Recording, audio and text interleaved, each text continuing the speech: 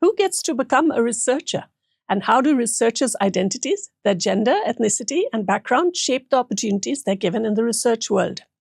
To make inclusive policy actors need knowledge of what factors have a positive or negative effect for research careers. In this project, we've explored how policymakers and research funding bodies address diversity and inclusion and intersectionality, and what terminology is used. I'm Ella Ghosh from the Norwegian Committee for Gender Balance and Diversity in Research. For the past 3 years, I worked with colleagues in Norway, Portugal, and Ireland in the work package on intersectionality and inclusiveness. In this short film, I'll share our key findings and the changes we believe are needed to create a more equitable research landscape. The team in our work package worked on 2 tasks: intersectionality in policy and practice, and inclusive research careers. Our main source was the Gender Action benchmark survey, but literature and input from experts was also used. Respondents were policymakers and research funders in higher education and R&I.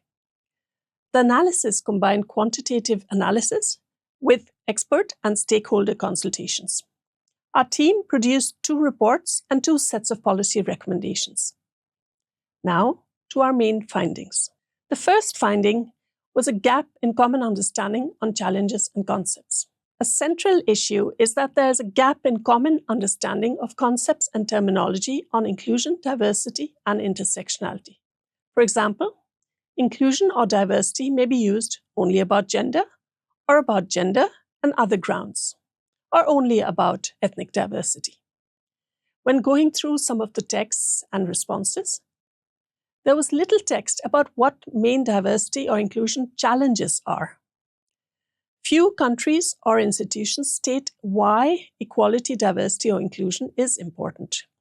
We see a need to formulate and agree on challenges and why they matter.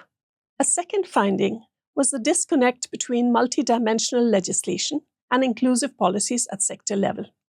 This diagram describes how, though 15 responding countries had national equality and anti-discrimination legislation, 7 had sector-level legislation that included gender, and only 4 had sector-level legislation that was multidimensional. Though 13 countries had national policies for gender equality, only 6 had sector-level equality policies, and only 4 included other dimensions in policies for the higher education and research sector. Do note that purple denotes legislation and grey denotes policy in the diagram. In the next slide, we examine quite parallel findings on research careers. Our benchmark survey identified 8 countries that in some way address the issue of inclusive research careers. Only 4 countries had established policies on inclusive research careers. The established European research area priorities on research careers and on gender equality and inclusiveness are not yet translated into national policies. Policy documents seldom address these issues in relation to research careers. The use of an intersectional approach is not yet established in the policy narrative. The third central finding regards the lack of a need for research and statistics on different equality strands.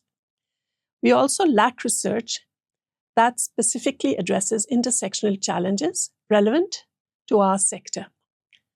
Policy cannot address disadvantage and inequalities without studies to identify and to pinpoint challenges in research careers for different groups. This includes disaggregating research data and improving statistics. A combined effort at national and European level will make it possible to operationalize knowledge in action. Our findings were the basis of our recommendations. Here are our recommendations or priorities for future action at 3 levels: EU level, national, and in research funding organizations. Let's start with the European level. At European level, we would like to highlight 3 of the recommended measures. First, we see the need for a comparative European survey. We suggest that the European Union Agency for Fundamental Rights, FRA, should conduct research on multiple discrimination grounds in higher education and research and innovation. Secondly, we suggest that the ERA Policy Agenda 2025-27 should promote an inclusive and intersectional approach in its priorities, particularly for research careers assessment, content, and gender equality plans. Finally, we see the need for European guidelines for data collection. The EU High-Level Group on Non-Discrimination, Equality, Diversity, and FRA should develop guidelines for multidimensional and intersectional data in higher education and research and innovation. This would be of immense help for agencies at national level. At national level, we suggest the following actions to advance equality in higher education and research.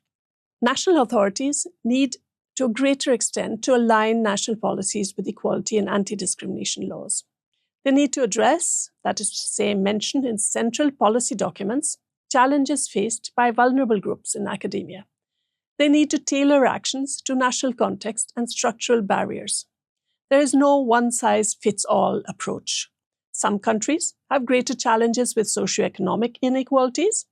Others have marginalized communities that have low access to research and higher education. They need to strengthen coordination to support inclusive research careers, for example, through specific plans and strategies. A core task is to monitor and enhance the impact of gender equality plans at research-producing organizations. National authorities should take action to combat gender-based violence and promote greater inclusion. Research funding organizations are central actors.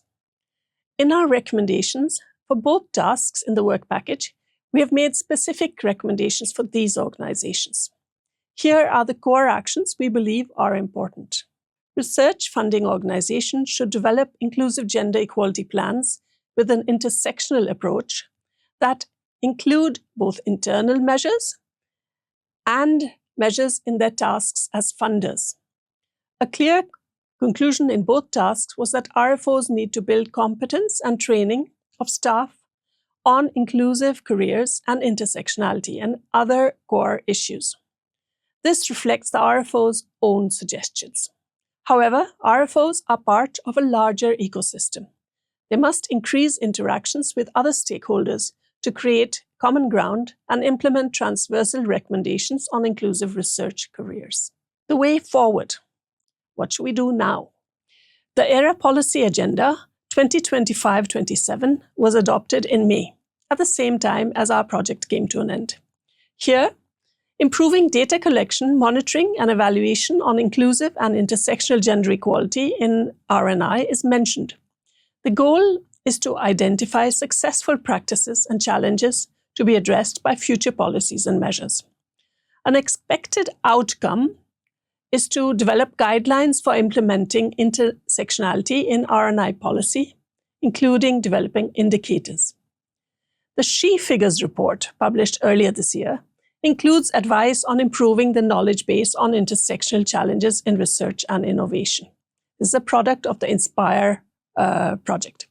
We hope that the insights and recommendations we've shared today are useful for you. The momentum is building with the ERA Policy Agenda, the She Figures report, and ongoing efforts across Europe to embed inclusiveness and intersectionality in cross-cutting research policies. Our work in GenderAction+ is over, but implementation will require continued collaboration, commitment, and courage to challenge the status quo. Thank you so much for your attention. Please look up the GenderAction+ website for further information.